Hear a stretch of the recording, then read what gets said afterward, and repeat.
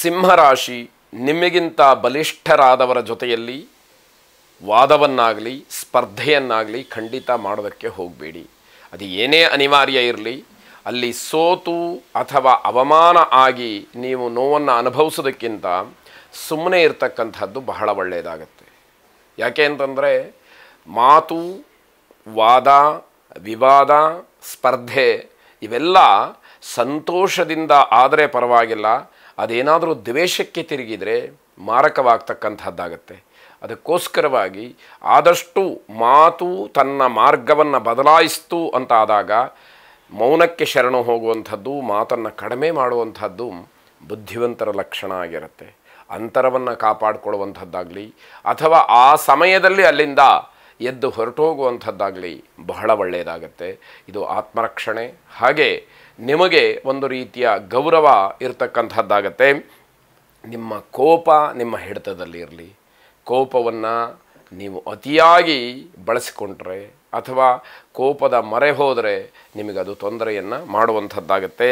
ಸಿಟ್ಟಿಗೆ ಯಾವುದೇ ಕಾರಣಕ್ಕೂ ಬುದ್ಧಿಯನ್ನು ಕೊಡಬಾರ್ದು. ಯಾಕೆ ಅಂತಂದರೆ ಕೋಪದ ಕೈಗೆ ಬುದ್ಧಿಯನ್ನು ಕೊಟ್ಟಾಗ ಏನು ಬೇಕಾದರೂ ಅನರ್ಥಗಳಾಗಬಹುದು. ಆ ಕ್ಷಣದಲ್ಲಿ ವಿವೇಚನಾ ಶೂನ್ಯವಾಗಿ ಮಾಡ್ತಕ್ಕಂತಹ ಕೆಲಸಗಳು ಮತ್ತೆಂದೂ ಕೂಡ ಅದು ಅಕ್ಷಮ್ಯವಾಗಿಬಿಡುತ್ತೆ. ಹಾಗಾಗಿ ಸ್ವಲ್ಪ ಎಚ್ಚರಿಕೆ ಇರಲಿ. ನಿಮ್ಮ ಆರೋಗ್ಯ ಚೆನ್ನಾಗಿದೆ, ಅದನ್ನು ಹಾಗೆ ಮುಂದುವರಿಸ್ಕೊಂಡು ಹೋಗ್ತಕ್ಕಂತಹದ್ದು. ಆಯಸ್ಸು ಮತ್ತು ಬೇರೆ ಜೀವಿತಾವಧಿಯ ವಿಚಾರಗಳನ್ನು ಪ್ರಶ್ನೆ ಮಾಡಬಾರ್ದು. ನನಗೆ ಎಷ್ಟು ವರ್ಷ ಬದುಕ್ತೀನಿ, ನಾನು ಎಷ್ಟು ವರ್ಷ ಇರ್ತೀನಿ, ಈ ಪ್ರಶ್ನೆಗಳನ್ನು ಕೇಳಬಾರ್ದು. ಆಯುಷ್ ಪ್ರಮಾಣ ಅದೆಲ್ಲ ಭಗವದ್ ಇಚ್ಛೆ.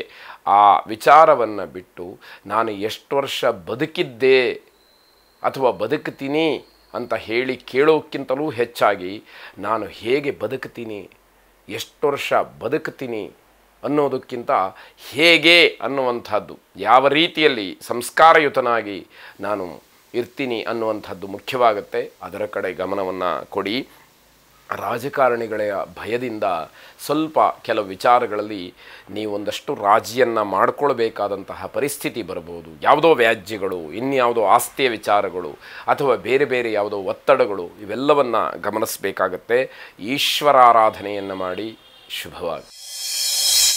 ಕನ್ಯಾ ರಾಶಿ, ಪ್ರೇಮ ಸಂಬಂಧದ ವಿಚಾರದಲ್ಲಿ ಸ್ವಲ್ಪ ಮಟ್ಟಿಗೆ ನಿಮಗೆ ಏನೋ ಬೇಸರ, ತಾತ್ಸಾರ ಆಗ್ತಕ್ಕಂಥದ್ದಾಗತ್ತೆ. ಜಗಳವಾಗಬಹುದು, ವಿರಸವಾಗಬಹುದು, ಇವೆಲ್ಲವನ್ನು ನೋಡಬೇಕಾದಂಥದ್ದು. ಹೊಸ ಸಂಬಂಧಗಳಲ್ಲಿ ನಿಮ್ಮ ಗೌರವವನ್ನು ಕಾಪಾಡಿಕೊಳ್ಬೇಕು. ಹೊಸತಾಗಿ ಸಂಬಂಧವನ್ನು ಬೆಳೆಸಿರ್ತೀರಿ. ಆ ಹೊಸ ಸಂಬಂಧದ ಜೊತೆಯಲ್ಲಿ ನಿಮ್ಮ ನಿಜವಾದಂತಹ ಒಂದು ಮಾತೋ ಅಥವಾ ನಿಜವಾದಂತಹ ವರಸೆ ಗೊತ್ತಾಗ್ಬಿಟ್ರೆ ಅಲ್ಲೂ ಕೂಡ ನಿಮಗೆ ಯಾವುದೇ ಸ್ಥಾನಮಾನಗಳಿರೋದಿಲ್ಲ, ಅವಕಾಶಗಳಿರೋದಿಲ್ಲ. ಆ ಒಂದು ಬಂಧುತ್ವ ನೀರಸವಾಗ್ತಕ್ಕಂಥದ್ದಾಗತ್ತೆ. ಬಂಧುತ್ವದಲ್ಲಿ ಬಿರುಕುಂಟಾಗುತ್ತೆ. ವಿನಾಕಾರಣ ಜಗಳಕ್ಕೆ ಅವಕಾಶಗಳಾಗತ್ತೆ. ಮಾತನ್ನು ಬಿಡಬೇಕಾಗತ್ತೆ. ಸಂಬಂಧಗಳು ಬಂದು ಹೋಗಿ ಮಾಡ್ತಕ್ಕಂಥದ್ದು ತಪ್ಪಿ ಹೋಗುತ್ತೆ. ಇವೆಲ್ಲವೂ ಕೂಡ ನಡೆಯುವಂಥದ್ದು. ಕಹಿಯಾದಂತಹ ಮಾತುಗಳು ಮನಸ್ಸಿನ ಮೇಲೆ ದೊಡ್ಡ ಪರಿಣಾಮವನ್ನು ಬೀರ್ತಕ್ಕಂಥದ್ದಾಗತ್ತೆ. ಕೆಲಸದಲ್ಲಿ ಅಥವಾ ನಿಮ್ಮ ಸ್ಥಳದಲ್ಲಿ, ನಿಮ್ಮ ವೃತ್ತಿಯಲ್ಲಿ ಋಣಾತ್ಮಕವಾದಂತಹ ವಾತಾವರಣ ಗಟ್ಟಿಯಾಗ್ತಾ ಹೋಗುತ್ತೆ.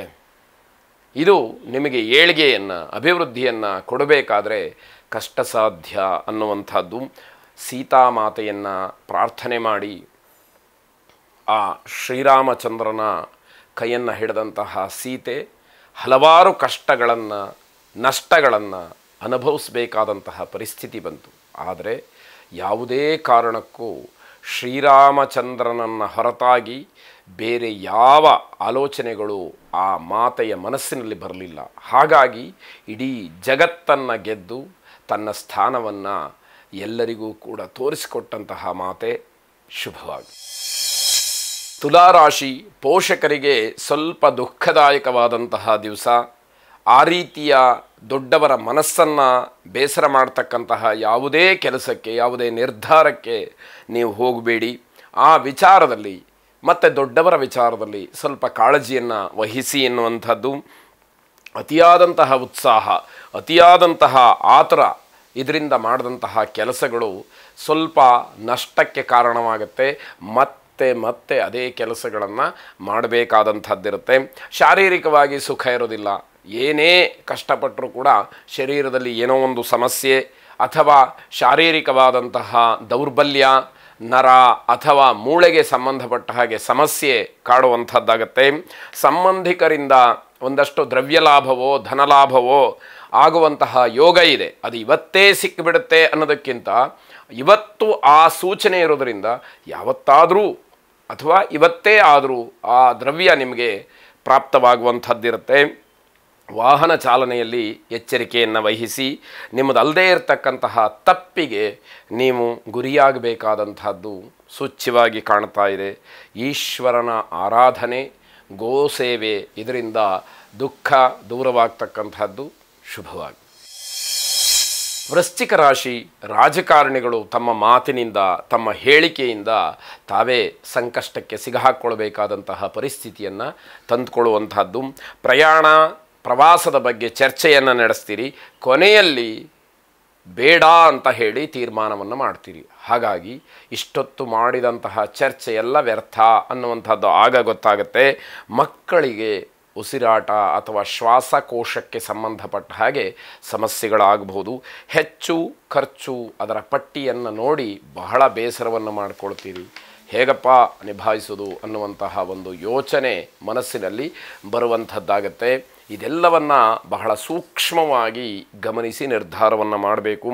ವಿದ್ಯಾರ್ಥಿಗಳು ತಮ್ಮ ಗುರಿಯನ್ನು ತಲುಪುವಲ್ಲಿ ಬಹಳ ತೊಂದರೆಯನ್ನು ಪಟ್ಟುಕೊಳ್ತೀರಿ. ಹೆಚ್ಚು ಗಮನವನ್ನು ಹರಿಸಬೇಕು. ವಿದ್ಯೆಯನ್ನು ಹೊರತಾಗಿ ಬೇರೆ ಯಾವ ವಿಷಯವೂ ಕೂಡ ನನಗೆ ಸಂಬಂಧಪಟ್ಟಿಲ್ಲ ಅನ್ನುವಷ್ಟರ ಮಟ್ಟಿಗೆ ನೀವು ವಿದ್ಯಾಭ್ಯಾಸದಲ್ಲಿ ತೊಡಗಬೇಕು. ಆಗ ಮಾತ್ರ ಯಶಸ್ಸಿನ ಮೆಟ್ಟಿಲನ್ನು ಹತ್ತಬಹುದು.